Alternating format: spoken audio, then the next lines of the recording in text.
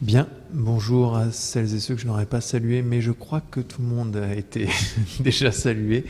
Je vous remercie d'être présent pour cette journée d'études, qui est donc la deuxième prévue dans le programme Carte Blanche INHA 2018. Deuxième et dernière journée d'études, la première ayant eu lieu au mois d'octobre dernier à Amiens, et cette journée d'études était consacrée donc à l'étude de la collection Maignan, qui a été léguée donc au musée de Picardie au début du XXe siècle.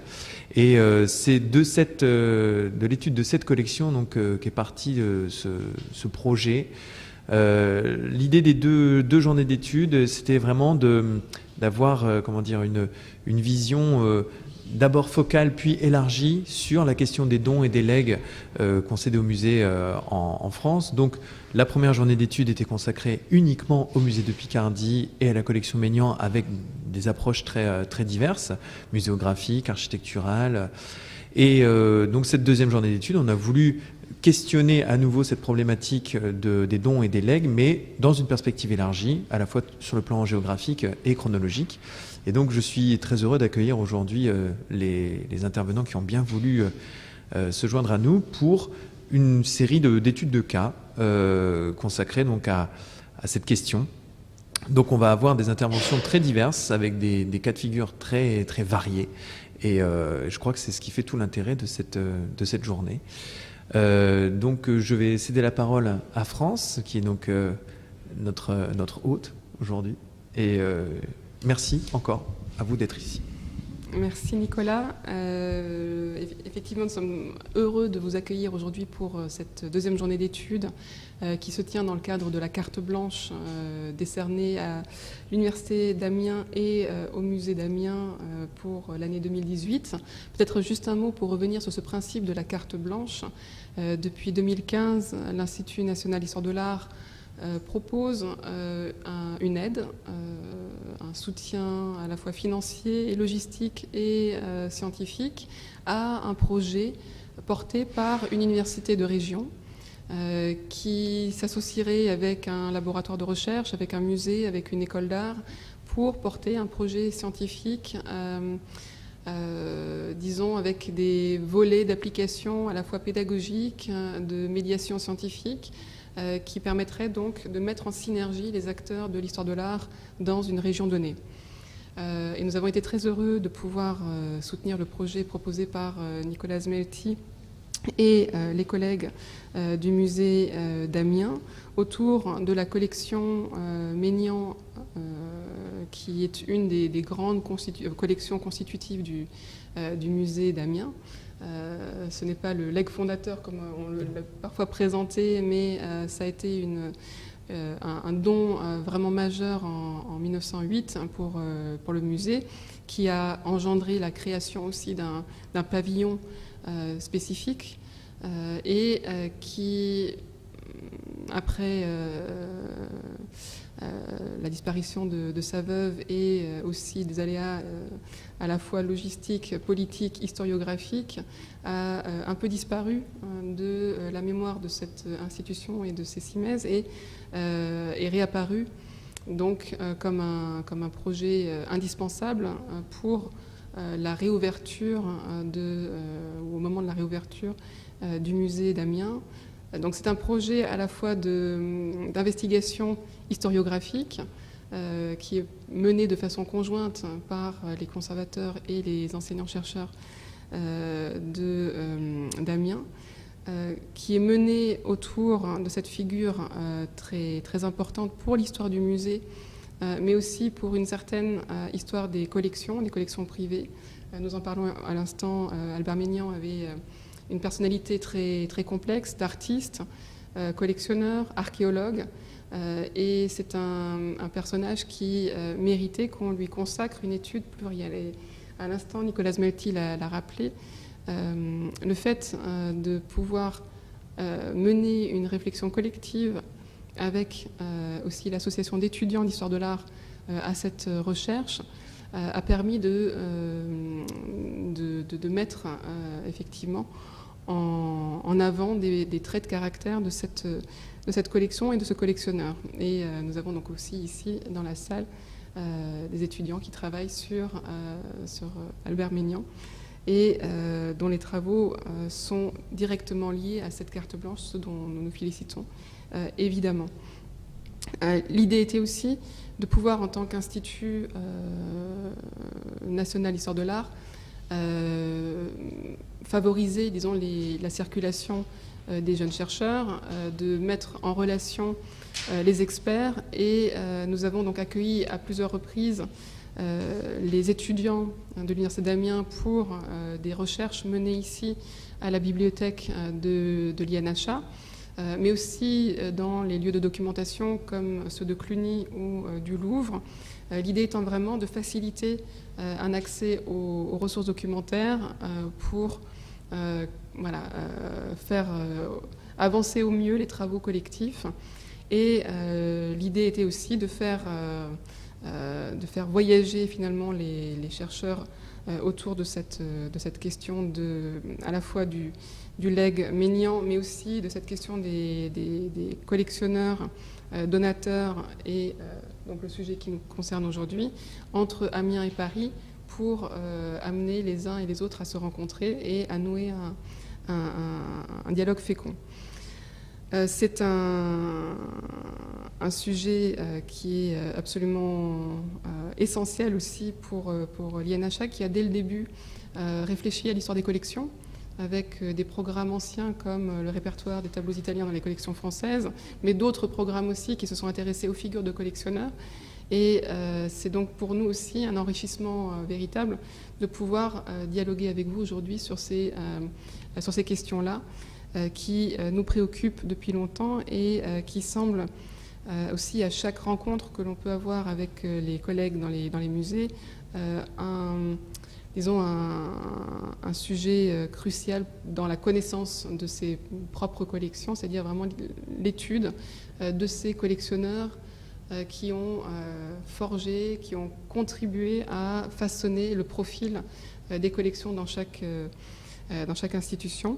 Donc voilà, c'est un dialogue là aussi que nous avons beaucoup apprécié, dont nous nous réjouissons particulièrement aujourd'hui. Les deux journées, comme l'a rappelé Nicolas, étaient articulées de façon complémentaire, avec la journée du 24 octobre organisée à Amiens autour de la collection Maignan, avec des éclairages sur à la fois son importance aujourd'hui dans le projet de réouverture du musée, la valorisation des espaces qui lui avaient été dédiés à l'origine et qui vont, par la nouvelle organisation des espaces à Amiens, connaître une nouvelle vie, mais aussi une réflexion autour de la dispersion, ou en tout cas le rayonnement des collections, avec la partie déposée à Écouen, et également une réflexion autour d'œuvres spécifiques de sa collection, sur lesquelles travaillent donc des étudiants sous la direction de Nicolas Smelty ou de ses collègues au sein de l'UFR d'Amiens. Aujourd'hui, ce qui va nous intéresser plus particulièrement, ce sont des cas, comme l'a dit Nicolas à l'instant, autour donc des dons, des legs, et comment ces dons et legs rencontrent des politiques muséales en France du Second Empire à nos jours. Et nous sommes très heureux de pouvoir accueillir aujourd'hui des spécialistes de ces questions-là, à la fois au sein des universités et des musées. Ça nous semble extrêmement important vraiment de favoriser, de renforcer ces dialogues.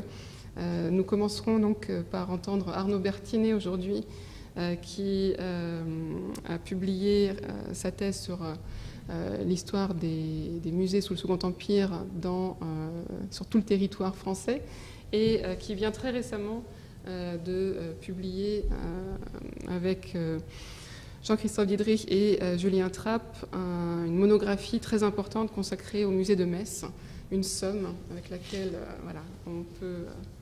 on peut difficilement voyager, mais en tout cas qui nous emmène dans une plongée historique assez vertigineuse.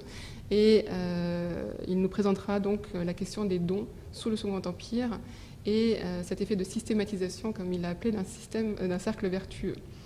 Nous accueillerons également François Seguin, qui est donc conservateur du patrimoine, responsable des collections médiévales et des objets d'art au musée de Picardie à Amiens. Les objets médiévaux étaient d'ailleurs particulièrement au cœur des travaux menés au cours de cette carte blanche par les étudiants de l'Université d'Amiens en vue aussi de l'exposition et du redéploiement des collections.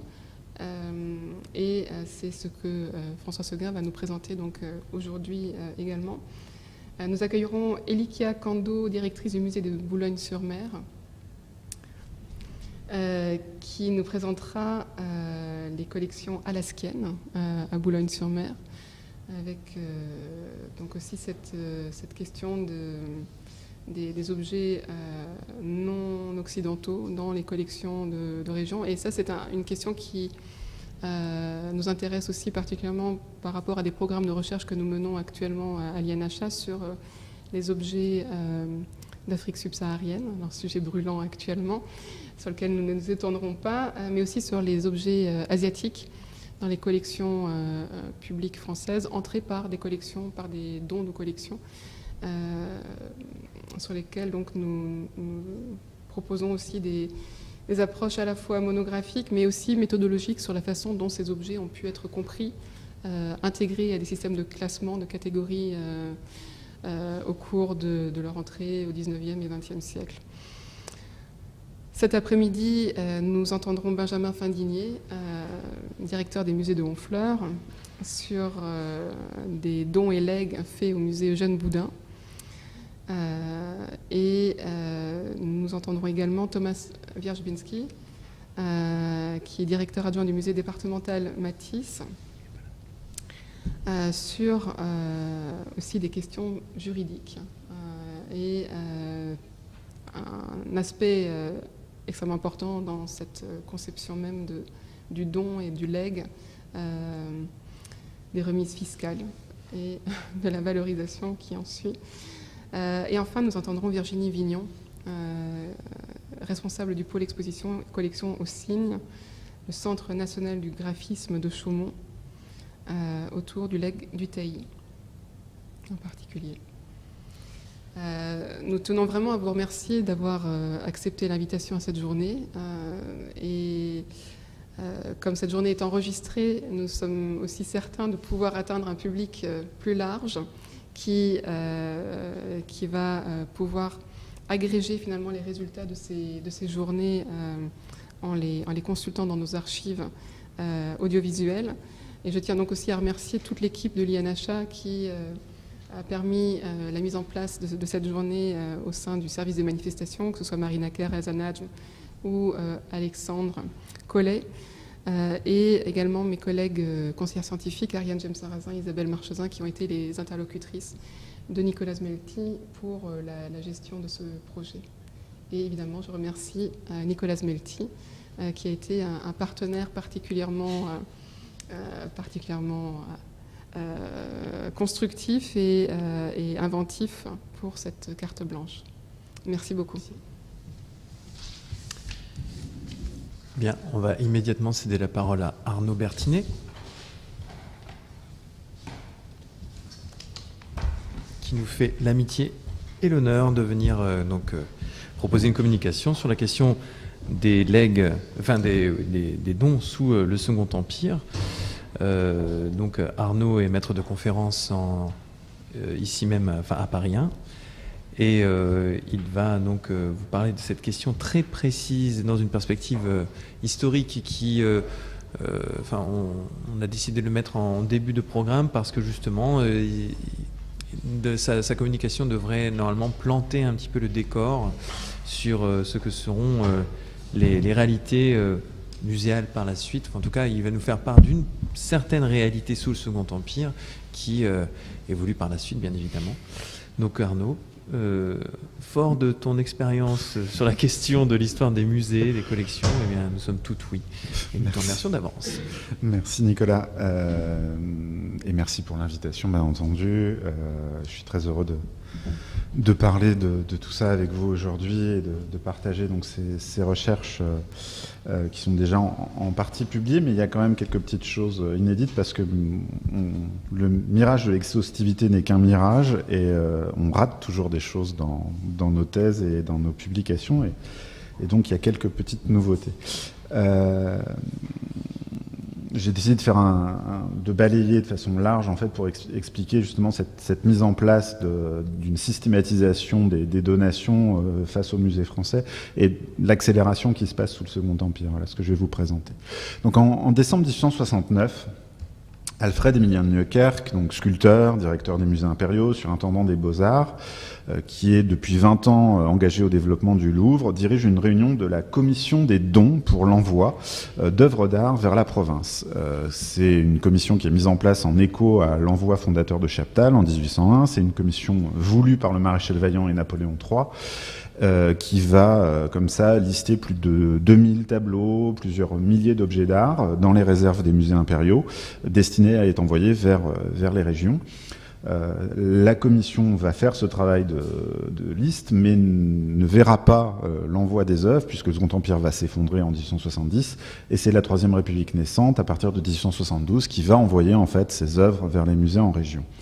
Donc durant cette commission, en fait, Nieuwkerk a parfois des saillies qui sont extrêmement prophétiques, et notamment celle-ci, où il interpelle les membres de la commission en déclarant: qui peut dire que le Louvre ne sera pas un jour ou l'autre considérablement grandi, qu'on n'affectera jamais aux œuvres d'art l'emplacement occupé aujourd'hui par une caserne, par d'autres services étrangers aux arts. Et en fait, par ces quelques mots, dit comme ça en commission, Nieuwkerk finalement résume la volonté et l'ambition des musées sous Napoléon III et leur développement au quotidien. Cette volonté et cette ambition, en fait, elle s'est notamment cristallisée dans les multiples donations qui ont pu avoir lieu sous le régime impérial. Donations pour les musées impériaux, mais également pour les musées de région, en parallèle d'un développement sans précédent de l'institution, puisque sous le Second Empire, vous avez quand même à peu près 80 musées français qui sont créés. Alors, si cette pullulation de fondations a lieu, pour reprendre le terme utilisé par Philippe de Chennevières dans son fameux article sur les musées de province dans la Gazette des Beaux-Arts, c'est non seulement par la volonté des élites locales, mais aussi parce que les nouveaux musées ont la certitude de disposer en fait rapidement d'œuvres à montrer au public, qu'il s'agisse d'œuvres déposées par l'État, données par l'empereur ou par des particuliers. En effet, après des périodes plus calmes, sous la Restauration ou la monarchie de Juillet, la circulation d'œuvres d'art augmente considérablement sous le Second Empire. Il s'agit alors, pour reprendre les termes des contemporains, de consolider l'utilité de ces nombreuses collections, accessibles à tous, et si propres à répandre l'amour des arts, à aider au développement du goût public, à éveiller les talents actifs et à susciter des vocations. Cette circulation augmente tout au long du régime et atteint des chiffres records. Napoléon III encourage cette politique d'enrichissement des collections, en envoyant d'ailleurs régulièrement les œuvres contemporaines achetées au salon. Là, vous voyez la liste des envois, une partie de la liste des envois juste pour l'année 1853, des œuvres achetées au salon, ou aussi bien en commandant des œuvres par la caisse des encouragements aux artistes. Alors, bien entendu, la qualité des œuvres est variable dans ces cas-là. Si ces envois sont nombreux, ils sont pour autant considérés comme insuffisants par les musées de province, comme l'indique leur courrier, où ils réclament constamment en fait, de nouvelles œuvres afin d'en faire les toiles les plus importantes de leur collection. Les demandes des musées paraissent insatiables, et toujours pour reprendre les contemporains, le placement d'un tableau dans un musée n'est pas un fait aussi indifférent qu'on pourrait le supposer. Pour l'artiste, c'est un honneur qui mérite une publicité au moins égale à celle donnée aux médailles. Pour le peuple, c'est un acte qui contribue au développement ou à la dépravation de son goût. Émile Galichon dans la Gazette des Beaux-Arts. La question de la donation d'œuvres prend alors une ampleur croissante dans les institutions, aussi bien nationales que régionales, et interroge en fait le rôle régulateur patrimonial de l'institution face aux œuvres qui entrent de manière quasi continue dans les collections publiques. Pour les musées impériaux, le premier donateur n'est autre que le couple impérial, bien entendu. Ces derniers multiplient les signes en direction des différents musées. Le département des peintures au Louvre reçoit 16 tableaux de leur part. En 1855, l'empereur donne un Murillo, la Vierge entourée d'une gloire céleste. En 58, c'est la déploration sur le Christ mort de Francesco di Maria, qui est alors attribuée à Ribera. D'un point de vue purement comptable, en fait, on a non seulement ces tableaux, mais on a surtout des milliers d'objets archéologiques qui sont donnés par Napoléon III, d'abord au Louvre, puis ensuite pour la fondation du musée d'archéologie et des antiquités nationales de Saint-Germain-en-Laye. Au-delà de l'empereur et de l'impératrice, vous avez aussi un certain nombre de membres de l'élite du Second Empire, que ce soit des conservateurs, des membres des cabinets, des ministres, des artistes, qui font également partie des donateurs réguliers des musées impériaux. Pour prendre Frédéric Rezet, conservateur des peintures au Louvre, il donne notamment en 1863 ce retable de Saint-Denis d'Henri Bellechosse, mais il multiplie aussi les dons de dessin qu'il achète avec son salaire de conservateur des peintures. Il n'a pas fait que vendre une partie de sa collection à d'autres personnes. De Veria, Théodule, fils d'eux et neveu d'eux, fait également don d'un certain nombre d'objets au musée. Il est conservateur, il est égyptologue, conservateur des collections égyptiennes. Il va notamment faire don de vases et d'un certain nombre d'objets fouillés, trouvés lors de fouilles en Égypte. Granet, ancien conservateur des peintures, lègue au Louvre en 1850 200 de ses dessins représentant des vues d'Italie et de France. Eugène Isabey offre le portrait de son père par Gérard en 1852. Ingres cède un Lavis de David pour les Sabines. Il cède aussi le Jugement de Paris de Niccolò della Batté en 1856. Turpin de Crissey, qui a largement donné au musée d'Angers, lègue au Louvre en 1860 3 de ses tableaux et 145 de ses dessins. Donc vous voyez, les artistes, les conservateurs sont parmi les donateurs réguliers de l'institution. Mais vous avez aussi des particuliers qui font des dons ou des legs extrêmement importants pour le Louvre à l'époque. Après la disparition de la galerie espagnole, Guimarães lègue deux Goya au Louvre en 1865, le portrait de Mariana Waldstein et le portrait de son père, Ferdinand Guimarães. En 1870, Madame Rivière donne les 3 portraits faits par Ingres des membres de sa famille, à la plus grande surprise des conservateurs du Louvre, puisqu'en fait, Ingres avait dit à Rezet qu'il était persuadé que les tableaux avaient été détruits. Et donc, ils réapparaissent en 1870 à la vue de tous, et c'est totalement étonnant pour les conservateurs de l'époque. Alors, si la règle générale est d'accepter tous les dons sans condition, avec la multiplication des propositions, le Louvre va finir par devoir refuser certaines collections. Notamment, par exemple, en 1860, la proposition d'une collection contenant, selon le donateur, un chanoine de Nice, des Raphaël, des Caravage, 2 tableaux du Guerchin, le Sueur, est refusé car le chanoine désirait obtenir le titre d'aumônier impérial à vie et une pension à vie aussi. De nombreuses donations miraculeuses où les Poussins, les Rembrandt, les Raphaël font Flores sont refusées tout au long de la période. Il y a même, en fait, pour vous dire à quel point les propositions d'acquisition ou de donation sont nombreuses, le Louvre va faire éditer carrément des feuilles de refus imprimées d'avance pour ne pas avoir à systématiquement reprendre la lettre de refus d'acquisition ou de donation. Alors toutefois, au milieu de ces assemblages parfois chimériques, 2 donateurs, Charles Sauvageot et Louis Lacaze, vont faire œuvre d'évergétisme à une échelle qui était encore jusque-là inconnue au Louvre. Alors Sauvageot est une figure particulière, il est un ancien employé de la préfecture de police de Paris, il a été violon à l'Opéra de Paris, 2e violon. Il a aussi été un temps l'adjoint de Mérimée au monument historique et toute sa vie, il a collectionné. Et en 1856, il est nommé conservateur honoraire des musées impériaux. Pourquoi ? Parce qu'en fait, il propose de donner l'ensemble de sa collection au Louvre contre nomination de ce poste de conservateur honoraire et l'occupation d'un appartement au Louvre où il aurait la jouissance de sa collection jusqu'à sa mort et ensuite tout serait reversé au musée. Et ce sont les seules uniques conditions de sa donation, conditions quand même plus que confortables pour lui. La collection est composée de 1677 pièces. Elle contient des sculptures, des tableaux, des vitraux, de très nombreux objets d'art, et qui appartiennent pour la plupart au XVIe siècle. Certaines pièces sont du Moyen-Âge.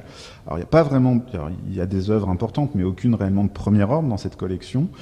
Il y a des faux aussi, qui ont été découverts depuis, mais la collection est intéressante parce qu'elle témoigne de l'activité d'un amateur d'art du début du XIXe siècle, du goût de l'époque et de ces collectionneurs curieux, à l'image du Somme rare qui, par sa collection, va permettre la création du musée de Cluny.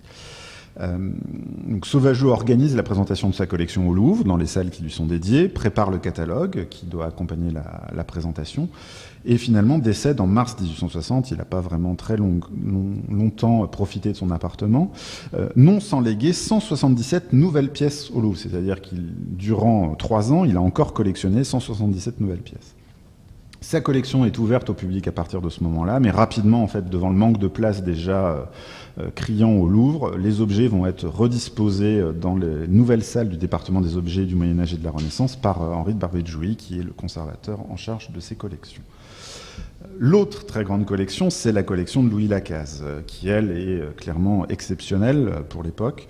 Donc le docteur Lacaze, ancien élève de Girodet, ami de Frédéric Rezet, donc conservateur des peintures, lègue à sa mort le 28 septembre 1869 l'intégralité de sa collection.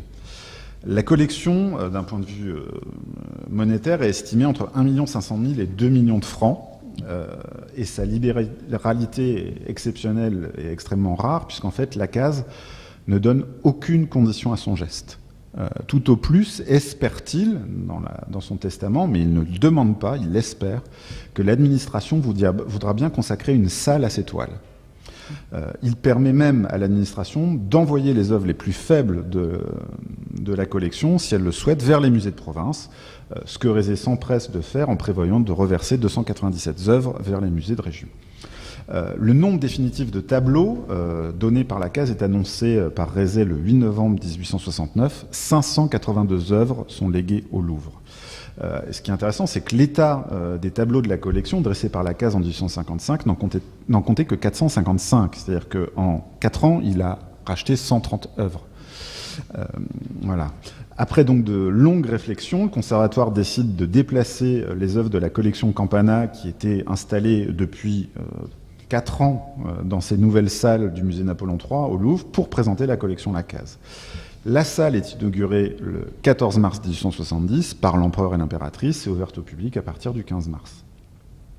Alors la presse est unanime, que ce soit sur Paul Mans, Burti, Darcel, Lafnest, Lastérie, donc les gens qui écrivent beaucoup sur les musées à l'époque, ils sont parfois très vindicatifs vis-à-vis de l'organisation des musées impériaux. Cette fois-ci, tout le monde loue l'accumulation de chefs-d'œuvre, le classement effectué par Rezet, même si Rezet n'est pas du tout content de ce classement, puisqu'il a dû abandonner toute idée de classement chronologique ou thématique pour les 275 tableaux qui sont dans cette salle, et les visiteurs découvrent à ce moment-là l'ampleur du legs. Alors les gens pensaient qu'en fait ce seraient des toiles françaises du XVIIIe siècle. Lacaze était connu pour avoir beaucoup collectionné Chardin, Fragonard, Boucher, mais il redécouvre aussi le Pierrot de Watteau, qui a été l'ancienne propriété de Dominique Villon-Denon. Ils y découvrent les Trois Grâces de Regnault, le Prévôt des Marchands et les échevins de la ville de Paris de Champagne, mais également des œuvres italiennes, puisque la série des philosophes de Giordano était dans la collection Lacaze. Des œuvres espagnoles, le Pied-Beau de Ribera, c'est la collection Lacaze, tout un tas de toiles des écoles du Nord et des Pays-Bas, Denner, Rubens, Rembrandt sont dans la collection Lacaze. Ils sont bien représentés.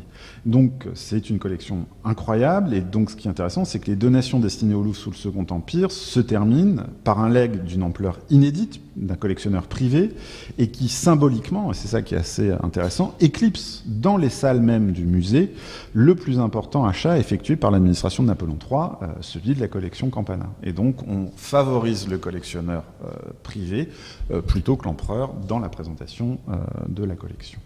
Donc les dons et les legs se multiplient sous le Second Empire. Pourquoi ? Parce que tout simplement la génération d'amateurs dont les collections ont pris forme après la tourmente révolutionnaire ou à la suite de l'ouverture d'un musée dans sa ville vieillit et atteint l'âge où cette génération cherche finalement à déposer dans un abri ses œuvres. Et donc vous allez avoir un évergétisme à l'échelle nationale, mais aussi un évergétisme à l'échelle locale qui va très fortement se développer. Nombre de ces amateurs, en fait, décident de donner ou de léguer leur collection à leur ville, car grâce à un testament ou à une donation aux clauses rigoureuses, ils savent, et là je cite un conservateur de l'époque, que leurs noms et les œuvres qu'ils ont aimées ne peuvent nulle part ailleurs que dans un musée rester indissolublement unis et plus religieusement conservés. Alors, la plupart du temps, les dons, il faut être honnête, sont composés de quelques œuvres et révèlent surtout des situations compliquées.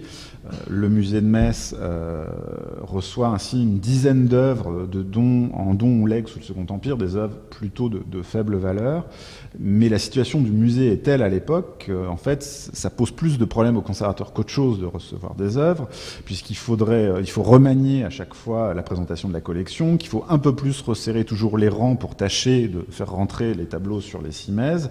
Donc les donateurs ne sont pas forcément toujours les bienvenus, en tout cas posent problème aux conservateurs à Metz. Leurs intentions sont paralysées par la crainte d'y voir compromis ou perdu leurs dons.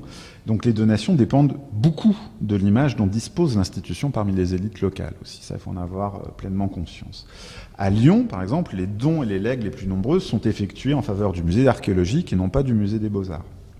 Entre 1850 et 1870, le musée des Beaux-Arts reçoit assez peu de tableaux, mais beaucoup de donateurs quand même se manifestent, et vous avez des œuvres importantes pour les collections qui rentrent à ce moment-là à Lyon, notamment le marchand de tableaux Monneret qui va léguer son Saint-Jean-Baptiste dans le désert de Bourdon en 1852, ou Brollman qui était président de la commission du musée et qui donne en 1861 cette magnifique maraîchère qui à l'époque est attribuée à David et qui complète très intelligemment en fait les collections du musée.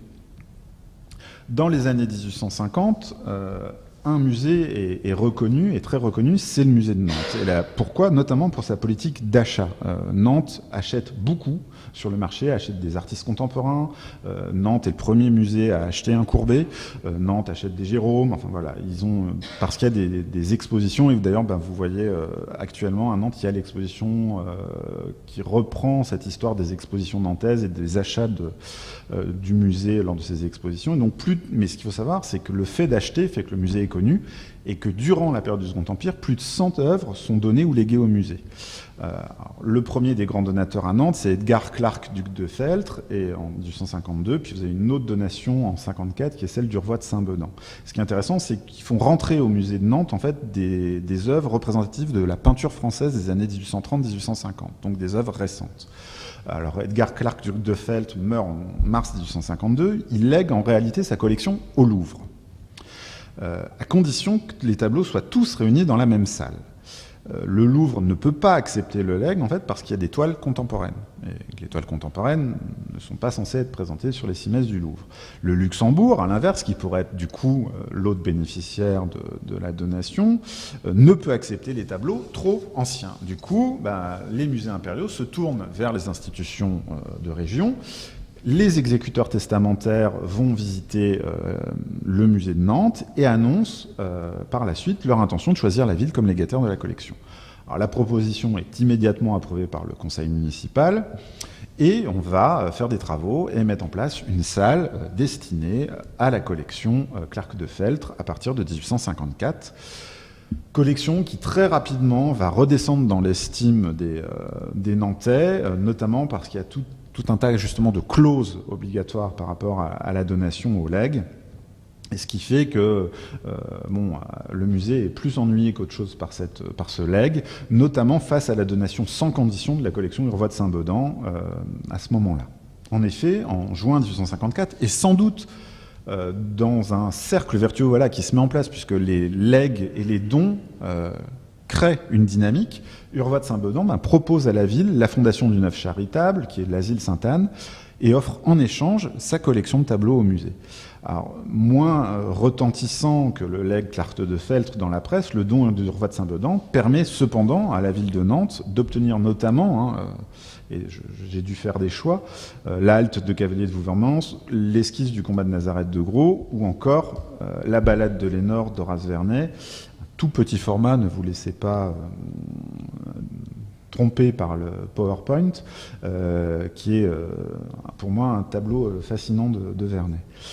Pour la période du Second Empire, ce sont en fait 15 donations en plus de celle d'Urvois de Saint-Bedan et 27 legs en plus de celui de Clark de Feltre qui sont acceptés par la commission des musées de Nantes. Vous voyez, donc les chiffres sont considérables. Et donc si l'enrichissement des collections nantaises est peu ordinaire dans le cadre des musées de province, le musée de Montpellier, autre très grande institution de l'époque, parce qu'en fait, les deux plus beaux musées en région, selon les chroniqueurs de l'époque, sont Nantes et Montpellier. Montpellier va lui aussi profiter d'une donation et d'un legs exceptionnel. Alors l'institution montpelliéraine, elle profite en fait d'un réseau de collectionneurs qui est inédit, sans doute lié à l'exemple fondateur de Fabre, qui a créé le musée, enfin qui a participé à la création du musée par sa donation et son legs, et qui a encouragé finalement ses compatriotes, par son exemple, à multiplier les gestes en direction du musée. Dès 1836, Antoine Valdo lègue à sa ville natale une collection de premier ordre de tableaux flamands et hollandais. En 1864, Bonnemel lègue plus de 28 tableaux et 400 dessins au musée. En 70, 300 dessins par Jules de Canonge. Mais c'est surtout, bien entendu, et vous me voyez arriver, je pense, le don Bruyas qui marque l'histoire du musée et de ses collections. Donc Jacques-Louis-Alfred Bruyas, né à Montpellier, collectionneur étonnant, qui a été initié à la peinture par le conservateur du musée, Charles Matet, se passionne pour l'art, voyage en Italie, noue de nombreux liens d'amitié avec de très nombreux artistes. Et Bruyas constitue une collection d'artistes vivants exceptionnels. Il se passionne pour Troyon, pour Delacroix, pour Rousseau, pour Diaz, pour Corot, pour Tassert, pour Cabanel, pour Courbet, pour Court, et aux grandes dames de son père, pour Courbet, et il a très peur, son père, de voir ainsi dilapider la fortune familiale. Au salon de 1853, donc, Bruyas s'enthousiasme réellement pour Courbet. Il va acheter La fileuse endormie et Les baigneuses, qui sont les deux premiers tableaux de la série de Courbet achetés par Bruyas. Et puis il va en acheter bien d'autres, et il y a toute une série comme ça qui rentre dans sa collection. Après ces coups d'éclat, Bruyas, malade, mélancolique, souvent je le rapproche de la figure de Des Esseintes de Huysmans dans Un rebours, écrit en fait au maire de Montpellier en octobre 1868. Monsieur le maire, j'ai le bonheur de posséder divers tableaux de nos meilleurs peintres contemporains, et comme j'ai toujours pensé que les œuvres du génie appartenant à la postérité doivent sortir du domaine privé pour être livrées à l'admiration publique, je viens aujourd'hui offrir ma galerie à la ville de Montpellier, voulant ainsi concourir, dans la mesure de mes forces, au développement du progrès artistique. Si, dans ma collection si laborieusement formée, je n'avais été soutenu par mon excellent père, tous mes efforts eussent été impuissants. À moi donc le pieux devoir de perpétuer le souvenir de ses largesses en demandant que la galerie porte son nom. Donc c'est la seule condition de Bruyas, que le nom de Bruyas soit visible dans l'espace où seront présentés les tableaux. Et il offre ainsi au musée, ce qui fait défaut au musée de Montpellier à l'époque, une large collection de toiles contemporaines, 91 tableaux. La donation est acceptée le 22 octobre 1868. La commission, bien entendu, propose qu'une salle spécifique lui soit affectée et que Bruyas soit chargé de l'organisation de cette salle. Et il va très vite donner un aperçu de son projet. Là, je cite Bruyas de nouveau. « Nous avons eu pour but de mettre principalement en lumière les œuvres que nous possédons, partant de cette idée qu'une collection offerte à l'étude doit se composer non seulement des œuvres de maître, mais encore de celles qui, dans un ordre moins élevé, permettent toutefois de suivre et de juger les tâtonnements à travers lesquels l'art est arrivé à sa perfection. » Depuis 1837, le musée n'avait pratiquement pas connu de transformation. Seul un amateur aussi singulier que Bruyas pouvait favoriser cette évolution et permettre à Montpellier de s'affranchir de la figure tutélaire de François-Xavier Fabre. Et il faut savoir, bien entendu, que Bruyas, en plus, lèguera le reste de sa collection au musée après le don de 1868. Donc, à l'évidence, il faut être honnête aussi, Nantes et Montpellier sont des musées peu ordinaires, tant par leur collection fondatrice que par les acquisitions, donations ou legs qu'ils ont obtenus. Et là, vous voyez rapidement le nombre d'œuvres qu'ils ont pu obtenir sous le Second Empire. C'est quand même considérable. Regardez les donations, les legs, largement plus que les acquisitions, même si vous voyez justement la particularité de Nantes qui achète énormément d'œuvres contemporaines. Ils sont néanmoins, et quoi qu'on en pense, des exemples du système muséal français de l'époque et de l'activité qui anime les établissements français, caractéristique de cette jeunesse des musées. Je reprends bien entendu le titre de la fameuse exposition dirigée par Chantal Georgel à Orsay en 1994, et qui est réellement significative de l'époque du Second Empire. En effet, la force de Nantes ou de Montpellier n'est pas liée à une gestion qui serait différente de celle pratiquée par les autres musées. Ce qui avantage réellement Nantes et Montpellier, c'est la chance d'avoir obtenu des collections d'exception, à l'origine, Cacot pour Nantes, Fabre pour Montpellier, et de posséder des bâtiments qui leur permettent d'abriter les œuvres dans de bonnes conditions de conservation. Et à ce moment-là, les municipalités, l'État, les donateurs prennent conscience en fait des enjeux autour des bâtiments dédiés à l'institution muséale. Et très rapidement, les conditions de don vont évoluer. Et typiquement, par exemple, en 1863, les conditions du don de Bollé-Lacroix à la ville de Château-Gontier, c'est la création d'un musée, d'un bâtiment. À Roanne, c'est la même chose pour Fleury-Mulsanne. À Bailleul, la mairie reçoit en 1859 plus de 1100 objets de Benoît Dupuy, sous condition de fonder un musée. La collection de tableaux et d'objets légués par le comte de Silguy en 1864 à sa ville natale entraîne la fondation et la construction du musée de Quimper. Dans un certain nombre de villes, en fait, se développent des fondations ou des refondations à partir de dons ou de legs qui permettent au musée local de sortir de sa torpeur. Granet a donné une partie de sa collection au Louvre, mais il va aussi s'inspirer de Fabre en 1849 et il va léguer ses toiles et sa fortune à sa ville natale d'Aix-en-Provence et donner son nom au musée. À Montauban, le musée local connaît un début d'activité en 1843 avec le don Mortarieux, mais c'est le don d'Ingres en 1851 et surtout l'hypothétique espoir d'un legs qui lance en 1853 les premiers projets pour l'aménagement d'un musée. Et à la mort d'Ingres en 1867, la ville reçoit le legs espéré et le 19 avril 1869, le musée Ingres est inauguré. Cambon, ancien élève du maître, nommé directeur à sa demande, fait du musée un complément de l'enseignement aussi nécessaire que l'enseignement des lettres et un asile pour des modèles et des spécimens de l'art qui, méconnus, égarés, seraient détruits ou perdus pour nous en passant à l'étranger. Je cite Cambon. Autre figure absolument fascinante, c'est celle de Michel-Louis Achille Jubinal, professeur de littérature étrangère à la faculté des lettres de Montpellier, mais surtout député des Hautes-Pyrénées de 1852 à 1870, et qui est à l'origine non pas d'une, mais de deux institutions. À la suite de sa donation à la ville de Tarbes en 1853, la mairie installe la collection qu'il vient de donner dans une villa léguée la même année à la ville par Placide Masset et fonde ainsi le musée Masset. En 1856, vous avez 153 œuvres qui ont été données par l'intermédiaire de Jubinal à la municipalité pour le musée. Le don originel de Jubinal entraînant l'évergétisme de ses contemporains, et typiquement, le ministre d'État Achille Fould cède dans la foulée au musée, dès la première année de son existence, l'Innocence ou Daphnis et Chloé de Gérôme, en écho à la volonté de Jubinal. Jubinal s'approprie le musée, l'appelant « mon musée » au passage, dans sa correspondance. Les titres des catalogues prêtent d'ailleurs à confusion, puisque dans les ouvrages donnés par M. Jubinal dans le catalogue du musée se trouvent aussi bien les envois de l'État, les legs de particuliers que les dons effectifs de Jubinal. Sa première donation pour le musée de Bagnères de Bigorre a eu lieu en 1852. Alors, il ne fonde pas réellement le musée, mais en fait, il va développer et phagocyter une institution qui végétait depuis sa création. Jubinal désire faire de la bibliothèque et du musée, en fait, les deux premiers établissements de ce genre parmi tous ceux qui existent en province, et notamment pour développer les thermes de Bagnères de Bigorre. C'est donc dans une optique touristique. Tout comme à Tarbes, Bagnères reçoit une collection d'œuvres allant de la Renaissance jusqu'au XIXe siècle, dans le but de parfaire l'éducation des administrés. Et l'objectif est identique à Montargis, où Philippe-François d'Urzy meurt en 1851 et lègue à la ville sa fortune. En échange, il souhaite la création de cours d'enseignement technique et professionnel destinés aux ouvriers et enfants de Montargis. Et la commission municipale chargée de la création de cette fondation saisit cette incontestable opportunité pour rajouter au programme de Durzy le musée de la ville, considéré comme le complément absolument nécessaire de la pensée philanthropique de leurs généreux citoyens.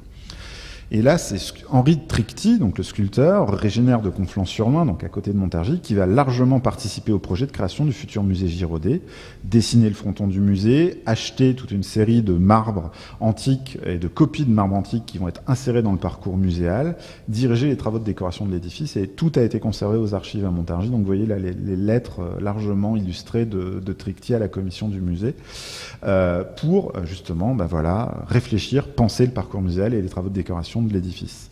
Alors le programme élaboré par Tricty et la commission est assez fascinant. Il est toujours en place, toujours largement visible de nos jours. Donc là,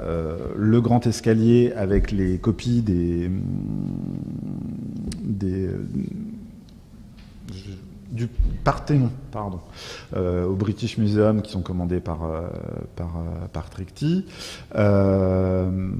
les salles des donateurs du musée, donc à droite, la grande salle avec les grands châteaux de la région de Montargis et donc les ruines, l'esprit des ruines autour de Montargis, et puis la salle Girodet avec les grisailles des tableaux de Girodet, des principaux tableaux de Girodet dans le décor.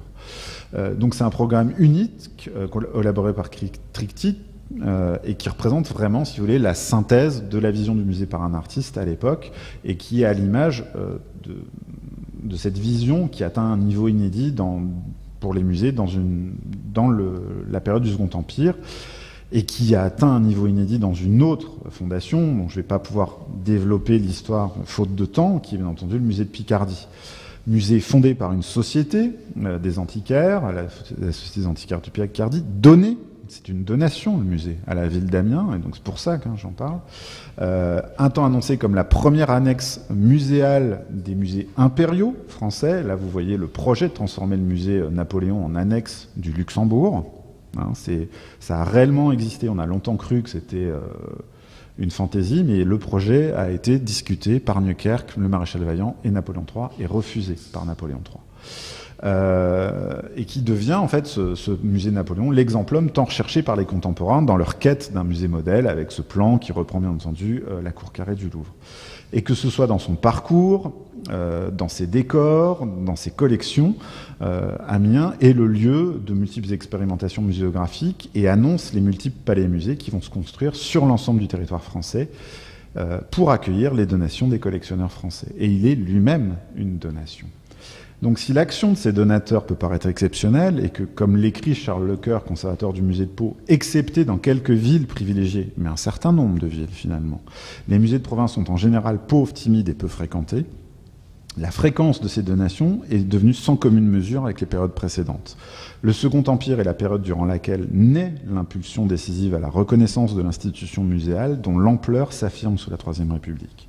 Sans avoir la possibilité de s'occuper de tous les musées présents sur le territoire, le régime encourage, systématise la mise en place d'un cercle vertueux entre collectionneurs et musées et permet le développement d'une politique de donation d'œuvres sans égale qui annonce l'arrivée des grandes collections privées, Caillebotte, Chauchard, Moroney-Laton, Camondo, pour ne citer qu'elles, dans les musées de la Troisième République. Voilà, je vous remercie.